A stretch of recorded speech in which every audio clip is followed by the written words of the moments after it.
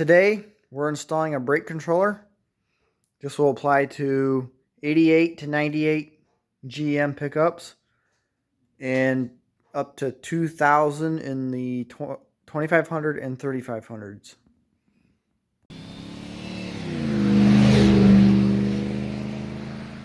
Always follow the wiring instructions that come with your controller. I am using a Tekonsha Prodigy P3.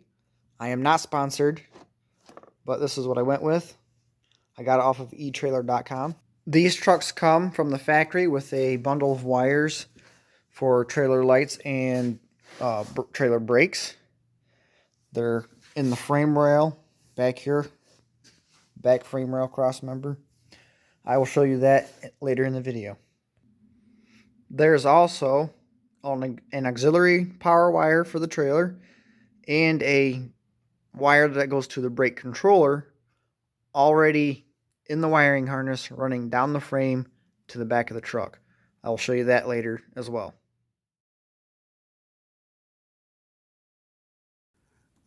You've got to tap into these two wires right here, that orange one and blue one. Those run back to the back of the vehicle. As you can see, the orange wire has a ring terminal on it. Blue wire is just a bare end. You'll connect the orange one to one of these two studs here. It's auxiliary A, auxiliary B, with a 30 amp fuse on each one. This blue wire will be connected to your brake controller inside the cab. This wire controls the brakes on the trailer. For this part, you have to drop your spare tire to get to your frame rail. That orange and blue wire are right here in this loop. We have to cut it out and get it pulled down to hook into our plug back here. As you can see, there's the blue and orange wire, and it's all taped up. And it looks like it runs back to here somewhere. So I just got to get this out and run it down to here. Oh, I found the end. It's right here by the shock mount. I just got to dig it all out. As you can see, there's plenty of length to get down here. I just got to fish it back through here, bring it down, and get it hooked up. You'll want to read your instructions that come with your plug to see which wire is which. On this one, and most of them, blue is for the trailer brakes. The black here on this one is auxiliary power. And the purple is for backup lights if your trailer has backup lights. On this vehicle, the orange is the auxiliary power, so that'll go to the black.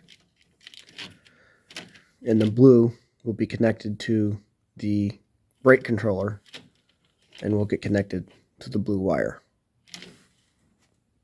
Okay, so I got my wires back here. I already got the plug hooked up.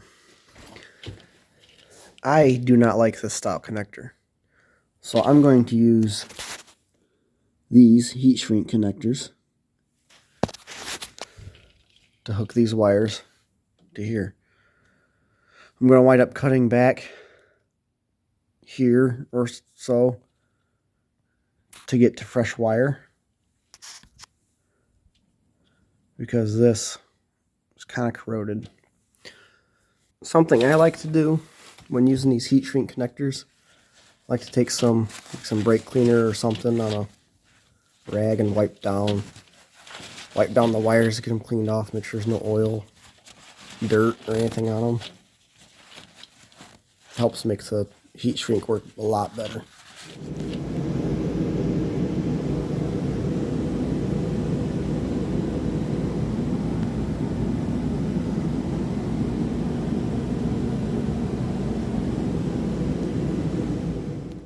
The instructions say the black wire off the controller goes to the battery to this auto reset circuit breaker.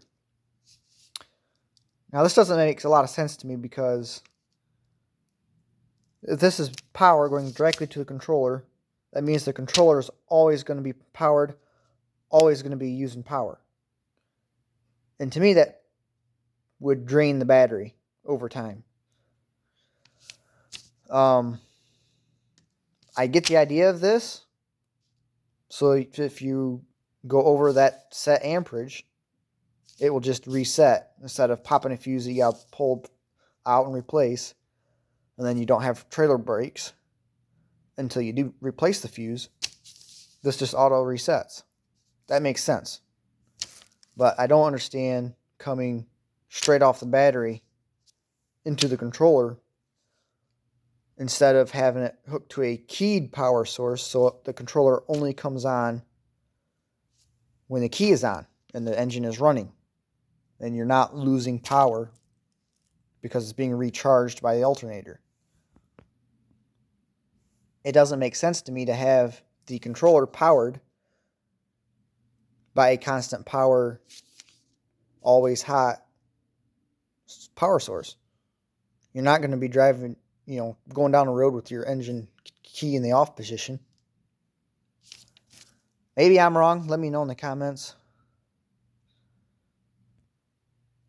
I might have to do more research on that to understand that logic.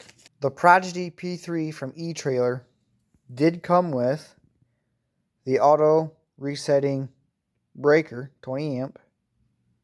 Focus. Come on. There you go. For now, I'm going to hook it up to a switched power source, a known switched power source. That is 20 amp. As it says in here, 20 amp for 2 axles. That's what I haul. I don't haul 3 to 4 axles. My truck's not set up to run that way yet. Maybe in the future. I will do more research later and see if there's a reason this is connected to a constant power source instead of a switched power source. I can always come back in and add this later. Some people will find, a 20 amp fuse in the fuse panel, pull the fuse out, wrap the wire around it, plug the fuse back in, run their wire down into their controller. I don't really like that. There are, down here, under the dash, is this, I don't know if you'll call it distribution center. You see the 2 prongs side by side. They're labeled NAT right there. The light's too bright. The one on the right, when you push the brake pedal, gets power. So your red wire, will go to that. So there's this one here. You got the middle one and then one on the right. Those are both keyed power. They come on when you turn the key on. This one up here as well is a keyed power. Unfortunately, I don't know where those go to and what amperage they are. 15 amp, 5 amp, 30 amp, I don't know. So I can't confidently use that when at minimum I need a 20 amp circuit. So where do I go from here? I'm not sure. I'll let you know when I find out. I was right. I connected this to that one auxiliary power, which is hot at all times. Put the other end into my black wire, and the brake controller screen lit up. So it would be used power all the time. 24/7. Key on, key off, don't matter. So that's just going to drain the battery. It's probably not that much power, but still it's using power. I don't want that. So I'll probably wind up tracing a wire that's switched to a 20 amp circuit and tapping into that. Okay, I figured it out. This one up here, switched power. It's a big yellow wire, which is this right here. Power window circuit breaker 30 amp. Yellow, hot and run to convenience center. That's the convenience center down there. Then it goes to power windows. And it's actually one of these 2 silver breakers or fuses, whatever they are. says circuit breaker here. So that's what I'm going to tap into. These blade connectors seem to fit on there pretty well, so I'm going to try that. See how it works. That black wire is a 12 gauge. Unfortunately, the only 12 gauge I have is red. So I'm going to be using red to the black. And then I have some others for the red wire that goes to the brake light. Okay, it's all wired up. Got my blue wires connected. Just a plug-in connector. Grommet to the firewall. Red one plugged into NAT, right side. Black one with my red splice plugged into there. Ground wire right there.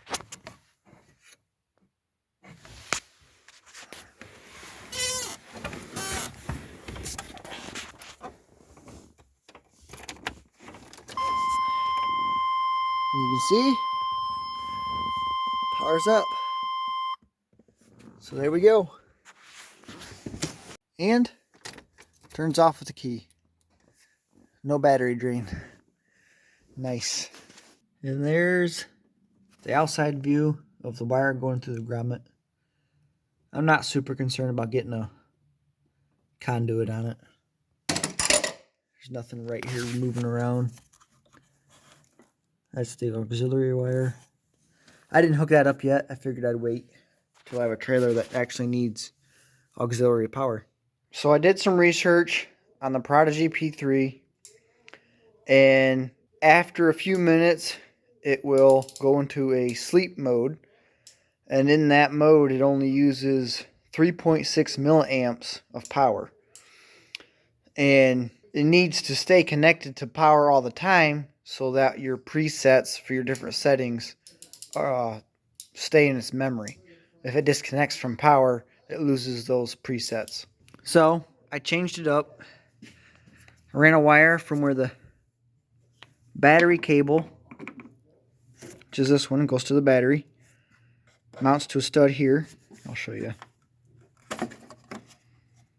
I added a wire there.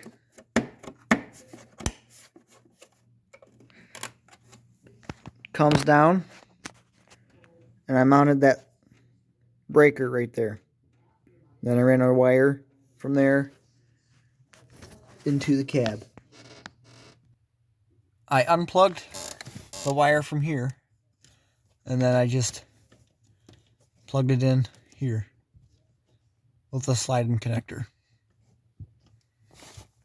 And you can see it's on. Key is off, but that's on. It's supposed to shut off after about 10-15 minutes. We'll see if that happens. I'll post some pictures from my research on screen here. So that's how you hook up the Prodigy P3 to an OBS Chevy truck.